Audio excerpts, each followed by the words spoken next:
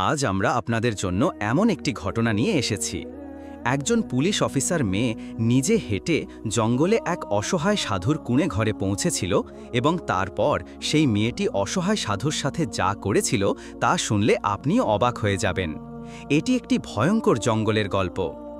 এই ঘন জঙ্গলে একজন প্রায় ৭০ বছর বয়সী বৃদ্ধ অসহায় সাধু বাস করতেন। তিনি তার পুরো জীবন এই ঘন জঙ্গলের একটি কুঁড়ে ঘরে কাটিয়েছেন। তিনি দুনিয়ার রং থেকে দূরে থেকে নিজের মন্ত্র নিয়ে ব্যস্ত থাকতেন। রাতটা খুব অন্ধকার ছিল, চারিদিকে ঘন অন্ধকার ছেয়েছিল, প্রবল বৃষ্টি হচ্ছিল এবং আকাশে বিদ্যুৎ চমকাচ্ছিল। বাতাসের তীব্র দমকা গাছের সাথে ধাক্কা খাচ্ছিল এবং তার শনশন শব্দে এক অদ্ভুত ও ভয়ঙ্কর আওয়াজ তৈরি হচ্ছিল। প্রতিদিনের মতো আজও অসহায় সাধু তার কুঁড়ে ঘরে বসেছিলেন। বাইরে খুব জোরে বৃষ্টি হচ্ছিল, রাতটা ছিল অন্ধকার, চারিদিকে শুধু অন্ধকার ছিল। জোরে জোরে বিদ্যুৎ চমকাচ্ছিল এবং আকাশে মেঘ ডাকছিল। প্রবল ঝড় বৃষ্টি থেকে বাঁচার জন্য অসহায় সাধু তার কুঁড়ে ঘরের দরজা শক্ত করে বন্ধ করে বসেছিলেন। হঠাৎ দরজায় জোরে ধাক্কা পড়ল, এমন ধাক্কা যেন কেউ তার পুরো শক্তি দিয়ে দরজা ভেঙে ফেলতে চাইছে। এটি শুনে অসহায় সাধু অবাক হলেন যে এই সময়ে এখানে কে আসতে পারে। তিনি মনে মনে ভাবতে লাগলেন, কোনো বন্যপ্রাণী নাকি কোনো পথ হারানো পথিক। তার মনে ভয়ের ঢেউ বয়ে গেল, কিন্তু তিনি তার সাহস জড়ো করলেন এবং দরজা খোলার সিদ্ধান্ত নিলেন। দরজা খোলার সাথে সাথেই তিনি দেখলেন যে সামনে একজন মহিলা পুলিশ অফিসার তার ইউনিফর্মে দাঁড়িয়ে আছেন, কিন্তু বৃষ্টিতে পুরোপুরি ভিজে গেছেন। তার ভেজা কাপড় তার শরীরের সাথে সেটে গিয়েছিল এবং বৃষ্টির কারণে তার শরীর স্পষ্টভাবে দেখা যাচ্ছিল। তার হাতে একটি বন্দুক ছিল, কিন্তু তিনি ঠান্ডায় কাঁপছিলেন। অসহায় সাধু অবাক হয়ে জিজ্ঞাসা করলেন, হে মহিলা, আপনি কে? এই ঘন জঙ্গলে, এই তীব্র বৃষ্টি এবং অন্ধকার রাতে আপনি কি করছেন? আবহাওয়া খারাপ, আপনি কোথা থেকে এসেছেন? মহিলাটি কিছুটা ঘাবড়ে গিয়েছিলেন, তার মুখে ভয়ের ছাপ ছিল এবং তার কণ্ঠে কাঁপুনি ছিল। তিনি ভয়ে ভয়ে বললেন, আমি একজন পুলিশ অফিসার, আমি এখানে একজন বিপজ্জনক অপরাধীকে ধরতে এসেছিলাম যে এই জঙ্গলে লুকিয়ে আছে। সে খুব চালাক এবং সে অনেক গুরুতর অপরাধ করেছে। তাকে তাড়া করতে করতে আমার দেরি হয়ে গেছে এবং এখন রাত হয়ে গেছে। এই ঘন জঙ্গল এবং ফিরে যাওয়া বিপজ্জনক। আমি এই কুঁড়ে ঘরটি দেখতে পেলাম, তাই ভাবলাম যে আজ রাতে এখানে আশ্রয় নেব। দয়া করে আমাকে বাঁচান। এটি শুনে অসহায় সাধুর মনে দয়া হলো। তিনি বললেন, ঠিক আছে, আপনি ভেতরে আসুন। তিনি সেই মহিলা পুলিশ অফিসারকে কুঁড়ে ঘরে ডেকে নিলেন এবং বললেন, আপনি এখানে আরামে বসুন। মহিলাটি ভয় এবং ঠান্ডায় কাঁপছিলেন। তিনি তার বন্দুক একপাশে রেখে কুঁড়ে ঘরের এক কোণে বসে পড়লেন। অসহায় সাধু তাকে জিজ্ঞাসা করলেন, আপনি আপনার গল্প বলুন যে আপনি এখানে কিভাবে এলেন। মহিলাটি গভীর শ্বাস নিয়ে বললেন, আমি কাছের শহরের একটি পুলিশ স্টেশনে নিযুক্ত আছি। একজন বিপজ্জনক অপরাধী যে অনেক গুরুতর অপরাধে জড়িত এই জঙ্গলে লুকিয়েছিল। আমাদের দল তার খবর পেয়েছিল এবং আমি তাকে ধরতে তার পিছু নিয়ে গিয়েছিলাম, কিন্তু সে খুব চালাক। সে জঙ্গলের ঘন ঝোপের মধ্যে অদৃশ্য হয়ে গেল। রাত হয়ে গেল এবং এটি একটি ঘন জঙ্গল। আমি ভাবলাম যে ফিরে যাওয়া বিপজ্জনক, কারণ সেই অপরাধী হয়তো এখনও আশেপাশে আছে। তাই আমি আপনার কুঁড়ে ঘরে আশ্রয় নিতে চলে এসেছি। আমার উদ্দেশ্য শুধু আমার জীবন এবং সম্মান রক্ষা করা। অসহায় সাধু তার কথা খুব মনোযোগ দিয়ে শুনছিলেন, কিন্তু তার মনে সন্দেহ জাগল যে হয়তো এই মহিলাটি সত্যি কথা বলছেন না, তার উদ্দেশ্য অন্য কিছু মনে হচ্ছিল। তিনি নিশ্চয়ই কিছু গোপন করছেন।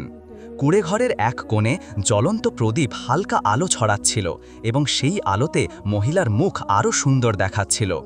অসহায় সাধু বহু বছর ধরে এই জঙ্গলে একা ছিলেন এবং আজ হঠাৎ একজন মহিলা তার সাথে কুঁড়ে ঘরে বসেছিলেন। অসহায় সাধুর চোখ সেই মহিলার ভেজা ইউনিফর্মের ওপর পড়ল এবং শয়তান তার মনে ভুল ধারণা তৈরি করল। তার মনে এক অদ্ভুত অস্থিরতা শুরু হলো এবং তিনি মনে মনে খুশি হতে লাগলেন। অদ্ভুত অদ্ভুত ধারণা তার মনে আসতে লাগল, কিন্তু তিনি তার আকাঙ্ক্ষাগুলোকে নিয়ন্ত্রণে রাখলেন। এই সব কিছু তিনি মনে মনে ভাবছিলেন। এই সময় মহিলাটি বললেন, অসহায় সাধুজি, আমি খুব ভয় পেয়েছি। আমি কি আজ রাতে এখানে থাকতে পারি? কাল সকালে হলেই আমি চলে যাব। আপনি কি আমাকে অনুমতি দেবেন? অসহায় সাধু, যিনি মনে মনে এটাই চাইছিলেন, সঙ্গে সঙ্গে বললেন, হ্যাঁ অবশ্যই, আপনি আজ রাতে এখানে নিশ্চিন্তে থাকতে পারেন। রাত আরও গভীর হলো, বৃষ্টি আরও তীব্র হচ্ছিল। মহিলাটি বললেন, আমার ঘুম পাচ্ছে। এই বলে তিনি কুঁড়ে ঘরের এক কোণে শুয়ে পড়লেন। তার বন্দুক তার পাশে রাখলেন। অসহায় সাধুর মন অস্থির ছিল, তার সুপ্ত ধারণাগুলো জেগে উঠেছিল। তার অস্থিরতা বাড়ছিল যে আজকের রাত কিভাবে কাট দিয়ে। তিনি শুয়ে পড়লেন এবং চোখ বন্ধ করে ঘুমানোর চেষ্টা করতে লাগলেন, কিন্তু ঘুম এলো না। তার হৃদয় জোরে জোরে ধড়পড় করছিল, কারণ তার আবেগ আনকন্ট্রোলেবল হয়ে গেছে। যাচ্ছিল এই সময় মহিলার কান্নার আওয়াজ এলো। অসহায় সাধু উঠে দেখলেন যে তিনি কাঁদছিলেন। তিনি তার কাছে গেলেন এবং জিজ্ঞাসা করলেন, কি হয়েছে, আপনি কেন কাঁদছেন? মহিলাটি কাঁদতে কাঁদতে বললেন, আমার সাথে যা হয়েছে আমি কাউকে বলতেও পারি না। অসহায় সাধু অবাক হলেন এবং বললেন, এমন কি কথা যা আপনি কাউকে বলতে পারেন না? যদি চান তো আমাকে বলতে পারেন। মহিলাটি বললেন, আমি তা নই যা আপনি আমাকে ভাবছেন। আমি কোনো সাধারণ পুলিশ অফিসার নই, আমি একজন জিনজাদি, মানে জিনদের মেয়ে। এটি শুনে অসহায় সাধুর পায়ের নিচে থেকে মাটি সরে গেল। তিনি ভয় পেয়ে বললেন, আপনি জিনজাদি? আমি কিভাবে বিশ্বাস করব? মহিলাটি বললেন, আমি সত্যিই বলছি, আমি জিনেদের বাদশাহের মেয়ে। আপনাকে বিশ্বাস করানোর জন্যে আমি আমার পূর্ববর্তী জীবনের গল্প বলি। তিনি বলতে লাগলেন, কিছুদিন আগের কথা, আমি জিনেদের বাদশাহের মেয়ে ছিলাম। একজন মানুষ আমাকে বিয়ে করতে চেয়েছিল, কিন্তু আমি তাকে পছন্দ করতাম না, কারণ সে একজন মানুষ ছিল। সে কালো জাদু দিয়ে আমাকে তার গোলাম বানিয়ে ফেলে। সেই জাদুর কারণে আমি তার জালে ফেঁসে গেলাম। সে যখন আমাকে প্রথম রাতে সহবাস করতে বাধা দিল, তখন সে আমাকে খুব মারল। যখন আমি অধমরা হয়ে গেলাম, তখন সে বলল যে হয় তুমি মরে যাবে, অথবা আমি তোমাকে সব ধরনের পুরুষদের সাথে সহবাস করাবো। অসহায় সাধু এটি শুনে ঘাবড়ে গেলেন এবং ভাবতে লাগলেন যে এই মহিলা তার সাথে জোর করবে না তো। মহিলাটি তার হাত ধরে বললেন, অসহায় সাধু, আমি সত্যিই বলছি, যদি আপনি আজ রাতে আমার সাথে থাকেন তাহলে আমি মুক্ত হয়ে যাব। যদি আপনি এটি না করেন তাহলে আমি সব সময় সেই জালিমের গোলামি হয়ে থাকব। আমি আপনার সাথে যতদিন চাই আইব থাকব, আপনার গোলাম হয়ে। অসহায় সাধু ভয়ে কাঁপছিলেন। সেই মহিলা, যাকে খুব সুন্দর লাগছিল, তার শরীর স্পর্শ করতে লাগলেন। হঠাৎ বাইরে থেকে এক অদ্ভুত আওয়াজ এলো। অসহায় সাধু ঘাবড়ে গিয়ে বাইরে বেরিয়ে হলেন তো দেখলেন যে একটি খবিশ জিন গাছের নিচে দাঁড়িয়ে আছে।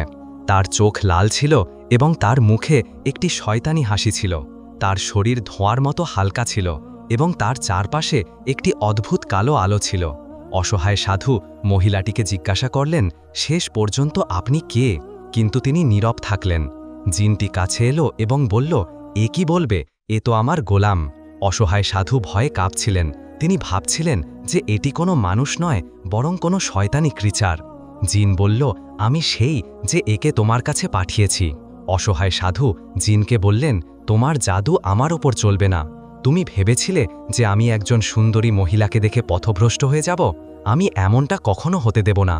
জিন হাসল এবং বলল, পথভ্রষ্ট তো তুমি হয়েই গিয়েছিলে। যদি এ নিজেকে জিনজাদি না বলতো তাহলে তুমি তার জালে ফেঁসে যেতে। স্নেহ আমার অপমান করেছে। এখন আমি এর দ্বারা দুনিয়ার না জানি কত পুরুষদের সাথে পাপ করাবো। অসহায় সাধু মহিলার দিকে তাকালেন এবং তার ওপর কিছু পড়ে ফুঁ দিলেন। তিনি সঙ্গে সঙ্গে মুক্ত হয়ে গেলেন। মহিলাটি লজ্জায় মাথা নিচু করে নিলেন। তিনি ভাবছিলেন যে তিনি কত বড় পাপ করতে যাচ্ছিলেন। জিন বলল, অসহায় সাধু, তুমি আমার জালে ফেঁসে গেছ। অসহায় সাধু তার চোখ বন্ধ করে ভাবতে লাগলেন যে এই বিপদ থেকে কিভাবে বের হওয়া যায়। তারপর তিনি মহিলাটিকে বললেন, নিজের হৃদয়কে জিজ্ঞাসা করুন যে আপনি কি করতে যাচ্ছিলেন। আমি কখনো কোনো মহিলার সাথে ভুল কাজ করিনি। আপনি আমার এত বছরের তপস্যা কেন নষ্ট করতে চেয়েছিলেন? নিজের শক্তিকে চিনুন।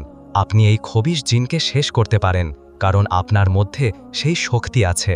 জিন বলল, হে অসহায় সাধু, এখন আর কিছু হতে পারে না, অনেক দেরি হয়ে গেছে। মহিলাটি অসহায় সাধুকে বললেন, আমি জানি না কি সঠিক এবং কি ভুল, আমি শুধু মুক্ত হতে চাই। অসহায় সাধু বললেন, আপনি মুক্ত, শান্তি পেটে নিজেকে জানুন। নিজের জন্যে যা কিছু করতে হয় নিজেই করুন। অসহায় সাধু ধীরে ধীরে তার চোখ বন্ধ করলেন এবং বললেন, এটি দুটো জিনের লড়াই, আপনাকে একাই লড়তে হবে। মহিলাটি বললেন, হয়তো আপনি ঠিক বলছেন। তিনি চোখ বন্ধ করলেন এবং জিনকে বললেন, আমি প্রস্তুত। জিন হাসল এবং বলল, তুমি কি আমাকে হারাতে পারবে? মহিলাটি বললেন, হ্যাঁ, আমি তোমাকে হারানোর জন্য প্রস্তুত। তিনি হাত তুললেন এবং জিনের হাত ধরে নিলেন। হঠাৎ তীব্র বাতাস বইতে লাগল এবং একটি প্রচণ্ড ঝড় এলো। জিন বাতাসে উঠতে লাগল এবং সে মহিলাটিকে আছড়ে মারল, কিন্তু মহিলাটি রাগে উঠে দাঁড়ালেন। তিনি তার সমস্ত শক্তি জাগ্রত করলেন, যা তিনি তার বাবা জিনদের বাদশাহের কাছ থেকে উত্তরাধিকার সূত্রে পেয়েছিলেন। তার চোখ থেকে আগুনের শিখা বের হচ্ছিল এবং তার হাত থেকে আলোর তীব্র রশ্মি বের হচ্ছিল। জিন চিৎকার করতে লাগল, না, তুমি এটা করতে পারো না, কিন্তু মহিলাটি তাকে ছাড়লেন না। তিনি জিনকে বাতাসে উঁচু করলেন এবং তার শরীরকে তার শক্তি দিয়ে গুনগুন করা শুরু করলেন। জিনের চিৎকার জঙ্গলে রিভার বারেট হচ্ছিল এবং তার শক্তি শেষ হয়ে যাচ্ছিল। মহিলাটি তার শক্তি দিয়ে জিনের চারপাশে আলোর একটি বৃত্ত তৈরি করলেন, যা তাকে আঁকড়ে ধরছিল। জিন বাঁচার অনেক চেষ্টা করল। সে তার কালো শক্তি দিয়ে মহিলার ওপর আক্রমণ করল, কিন্তু মহিলার শক্তি তার থেকে অনেক বেশি ছিল। তিনি জিনকে মাটিতে আছাড় মারলেন এবং তারপর একটি প্রচণ্ড বিস্ফোরণের সাথে তার অস্তিত্ব শেষ করে দিলেন। জঙ্গলে এক অদ্ভুত নীরবতা ছেয়ে গেল এবং শুধু বৃষ্টির শব্দ শোনা যাচ্ছিল। মহিলাটি চোখ খুলল তো অসহায় সাধু তার সামনে ছিলেন। তিনি লজ্জিত হয়ে বললেন, আমি একটি খুব বড় পাপ করতে যাচ্ছিলাম। আপনি আমাকে আমার শক্তি চেনার সাহস দিয়েছেন, আপনি আমাকে বাঁচিয়েছেন। আমি আপনাকে মন থেকে ধন্যবাদ জানাই। অসহায় সাধু হেসে বললেন, কোনো ব্যাপার না, পথ হারানোকে পথ দেখানো আমার কর্তব্য। আপনি আপনার শক্তিকে চিনতে পেরেছেন এবং এটি আপনার সবচেয়ে বড় বিজয়। মহিলাটি মাথা নিচু করে বললেন, আমি আমার জীবনে কখনো ভাবিনি যে আমি এভাবে পথভ্রষ্ট হব। সেই খবিশ জিন আমাকে তার জাদু দিয়ে বেঁধে রেখেছিল, কিন্তু আপনার কথাগুলো আমাকে জাগিয়ে তুলেছে। আমি জিনদের বাদশাহের মেয়ে, কিন্তু সেই জালিম আমার শক্তিকে দমন করে রেখেছিল। আজ আমি আমার আসল পরিচয় আবার ফিরে পেয়েছি। অসহায় সাধু বললেন, প্রত্যেক প্রাণীর মধ্যে একটি শক্তি থাকে, শুধু তাকে চিনতে হয়। আপনি আপনার যুদ্ধ নিজেই লড়েছেন এবং এটি আপনার বিজয়। মহিলাটি বললেন, অসহায় সাধুজি, আমি এখন আমার বাবার কাছে ফিরে যাব, কিন্তু তার আগে আমি আপনার কাছে একটি প্রতিশ্রুতি দিচ্ছি। যদি কখনো আপনার আমাকে প্রয়োজন হয়, তাহলে আমি আপনার কাছে সঙ্গে সঙ্গে পৌঁছে যাব। অসহায় সাধু মাথা নাড়লেন এবং বললেন, যাও, নিজের পৃথিবীতে ফিরে যাও, কিন্তু মনে রেখো তোমার শক্তিকে কখনো ভুলো না। তারপর মহিলাটি একটি গভীর শ্বাস নিলেন এবং তার শক্তিকে আরেকবার প্রয়োগ করলেন। তিনি তার হাত উঁচু করলেন এবং তার চারপাশে একটি উজ্জ্বল আলোর হ্যালো তৈরি হলো। তিনি অসহায় সাধুর দিকে তাকালেন এবং বললেন, আমি আমার জীবনে অনেক কিছু দেখেছি, কিন্তু আজ আমি শিখলাম যে আসল শক্তি মনের পবিত্রতা এবং সাহসের মধ্যে থাকে। আপনি আমাকে এই শিক্ষা দিয়েছেন। তারপর তিনি একটি আলোর ঝড়ের মতো জঙ্গলে অদৃশ্য হয়ে গেলেন। কুঁড়ে ঘরে এখন সেই নীরবতা ছিল যা আগে ছিল। অসহায় সাধু আবার তার জায়গায় বসে গেলেন। তিনি প্রদীপের আলোতে তার মন্ত্র পড়ার জন্য বসে গেলেন। বাইরে বৃষ্টি তখনও হচ্ছিল, কিন্তু এখন সেই ঝড় থেমে গিয়েছিল।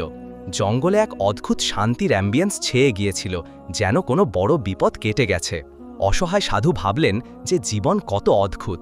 কখনো কখনো মানুষের পরীক্ষা তার সামনে এমনভাবে আসে যে সে তার সমস্ত তপস্যা ভুলে যায়, কিন্তু যে নিজেকে নিয়ন্ত্রণ করে সেই আসলে বিজয়ী হয়। তিনি তার মন্ত্রকে শক্ত করে ধরলেন এবং মনে মনে দোয়া করলেন যে তিনি যেন কখনো তার পথ থেকে বিচ্যুত না হন। তিনি ভাবলেন যে এই রাত তাকেও একটি শিক্ষা দিয়েছে। তা হলো যে কেউ যতই শক্তিশালী হোক না কেন, শয়তানের প্রলোভন প্রত্যেকের মনে আসতে পারে, কিন্তু যে তার ফেথ এবং বিবেকের কথা শোনে সেই এই যুদ্ধে জেতে। অসহায় সাধু একটি গভীর শ্বাস নিলেন এবং তার মন্ত্রে মগ্ন হয়ে গেলেন। বাইরে জঙ্গলের নীরবতা তার সাক্ষ্য দিচ্ছিল যে একটি বড় যুদ্ধ শেষ হয়ে গেছে। এরপর অসহায় সাধু একটি দীর্ঘ শ্বাস ফেললেন।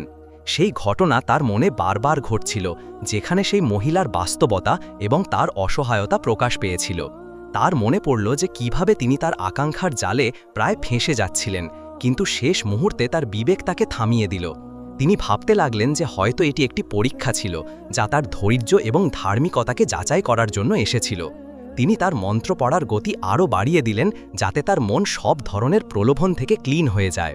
সেই রাতের গল্প তার হৃদয়ে চিরকালের জন্য খোদাই হয়ে গিয়েছিল। অসহায় সাধু মনে মনে সেই মহিলার জন্য দোয়া করলেন এবং তার শক্তিকে সঠিক কাজে ব্যবহার করার তৌফিক কামনা করলেন। তিনি কুঁড়ে ঘরে একা ছিলেন, কিন্তু তিনি কোনো ধরনের ভয় অনুভব করছিলেন না। তার ভেতরে এক অদ্ভুত শান্তি এবং স্বস্তি তৈরি হয়েছিল। তিনি নিশ্চিত হয়েছিলেন যে যখন একজন মানুষ সঠিক পথে চলে, তখন কোনো শক্তি তাকে পথভ্রষ্ট করতে পারে না। তিনি পুরো রাত তার মন্ত্রে কাটালেন এবং সকালের প্রথম আলোর সাথে সাথে তিনি অনুভব করলেন যে তার মন থেকে সমস্ত বোঝা নেমে গেছে।